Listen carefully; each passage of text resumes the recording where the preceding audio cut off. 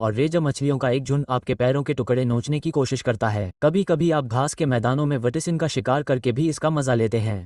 सींग वाले ये धावक आपको अपने भोजन के लिए मैदानों में घूमते हुए काम पर लगाते हैं। फिर अकेलापन आता है। आप अपनी प्रजाति के आखिरी या उसके करीब होते हैं। आपके माता पिता बहुत पहले ही द्वीप की हिंसा के शिकार हो चुके हैं। कभी कभी आपको छिपी हुई घाटियों में पुराने कोन कंकाल मिलते हैं। ये याद दिलाता है कि आपकी प्रजाति भी खोपड़ी द्वीप की क्रूरता से अछूती नहीं है। आप अपने पर्वत सिंहासन पर बैठे हैं, खाली आसमान पर अपनी छाती पीट रहे हैं, और जो गूंज वापस आती है वह आपकी अपनी आवाज है जो लापरवाह पत्थरों से टकरा रही है। आप व्यस्त रहकर इसका सामना करते हैं। हमेशा एक और खतरा, एक और चुनौती होती है। घरों के आकार के अरचनों पंजे पूरी घाटियों में जाल बुनते हैं। वैसे आपने उन्हें पहचानना सीख लिया है। उड़ान के बीच में अचानक पत्ती के पंख दिशा बदल लेते हैं। एक गलत कदम और आप क्रिसमस गिफ्ट से भी ज्यादा टाइट लपेटे जाएंगे। लेकिन अंदर गिफ्ट ये है कि आप मकड़ी का भोजन बन जाएंगे। तो आपने एक तरकीब सीख ली है। एक मरा हुआ स्पो मंटिस उठाओ और उसे पहले फेंक दो। जब मकड़ी अपना भोजन लपेटने में व्यस्त हो तो आप ऊपर से अंदर आ जाओ। हर बार काम करता है।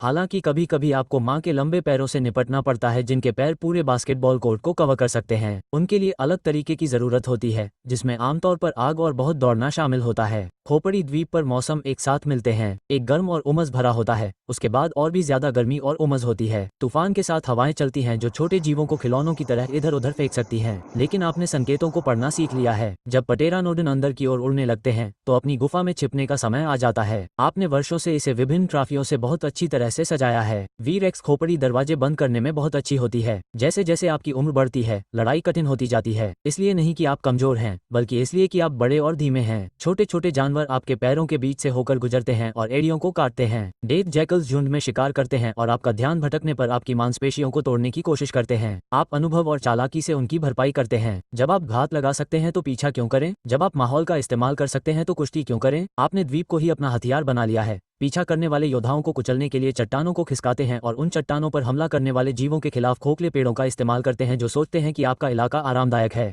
आपकी ख्याति द्वीप के किनारों तक फैल गई है। गहरे पानी में रहने वाले समुद्री जीव आपके तट से दूर रहते हैं।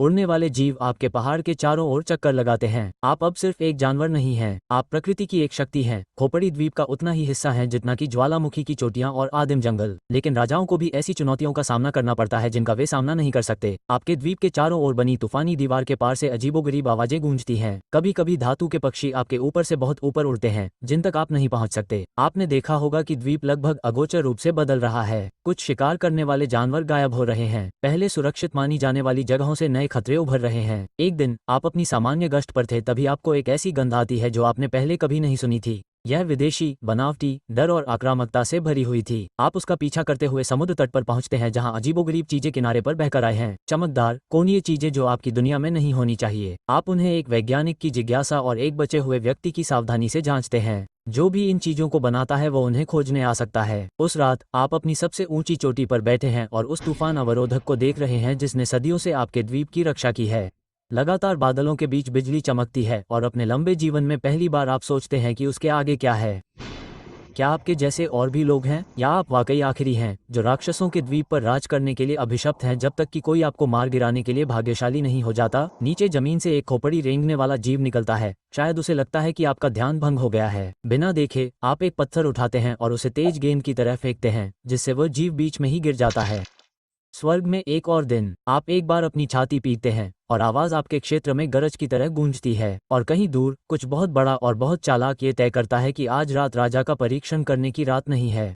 कल आप जागेंगे और यह सब फिर से करेंगे। शिकार करना, लड़ना, जीवित रहना, शासन करना, क्योंकि यही कौन करते हैं, यही आप करते हैं। भले ही इसका मतलब ये हो कि यह सब एक द्वीप पर अकेले करना पड़े जहां हर कोई आपको मारने की कोशिश कर रहा हो और आपके पास मारने लायक चीजें खत्म हो रही हों। आप अपनी पसंदीदा चट्टान से अपनी पीठ खुजलाते हैं, इतनी जोर से जम्हाई लेते हैं कि एक पत्ती के छेद को निगल जाते हैं और सोचते हैं कि क्या वो अजीब धातु की चीज जो आपको मिली है वो पीठ खुजलाने के लिए अच्छी हो सकती है। अरे, राजाओं को भी अपने छोटे छोटे आराम